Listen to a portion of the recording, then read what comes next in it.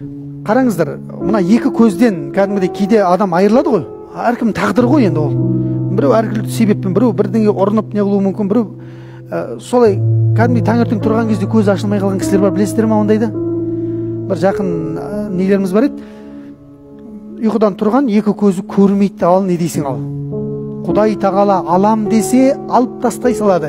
Ең ұлы нығмет көз иманнан кейін берілген. Алла пайғамбар сам хадисінде, құдси хадистерде келеді ғой. Егер де мен пендемнің ең жақсы көретін нәрсесін алсам дейді. Және ол оған сабыр сақтайтын болса, үндем аузынан андай әңгіме шықпайтын болса, неге мен көре алмаймын туған жерде, неге дейтін болса дейді, ол жәннаттан айырылып қалады дейді. Аузына ие болса, оған жәннат болады дейді. Көрдіңіздер ма? Оңай емес, қазір лапылдап отыр ғой, көзің бар болғаннан кейін. Алып тастаса, әңгіме айтып қою мүмкін Аллаға. Көрдіңіз ба? Мынау бейшара су ғой мынау тұрған. Алла тағала сендердің суларыңды ағызып, қорғатып тастаса, кім әкеп бере алады дейді ғой.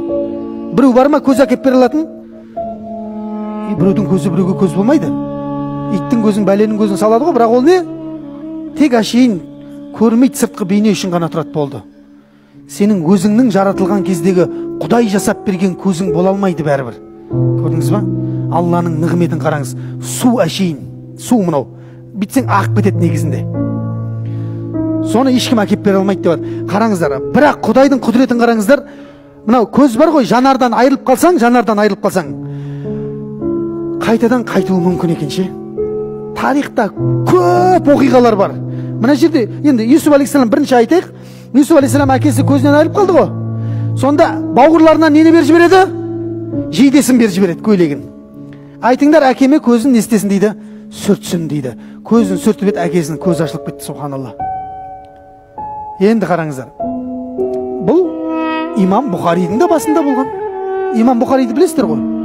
Бүкіл Кутубу Ситтаның басында тұрған ең ұлы ғалым, әлемдегі ең сенімді кітаптың бірі, жер бетіндегі.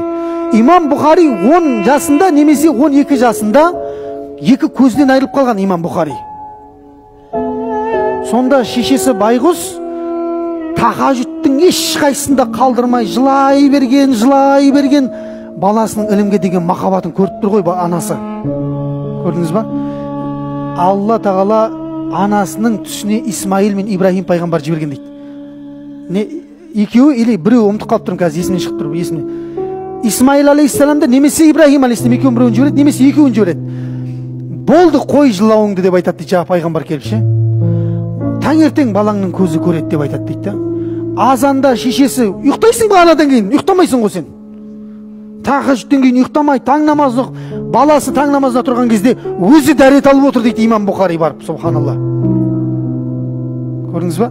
Имам Бұхаридің Алла көз жанарын естеп берген, қайтарып берген екен. Соның қайтаруында да қайыр болған екен, үмметке қандай ұлы ілім тастап кетті. Мұхиттың арғы шеті, мұхиттың бергі шеті, қай жерге дін жетті, имам Бұхаридің кітабы жетті.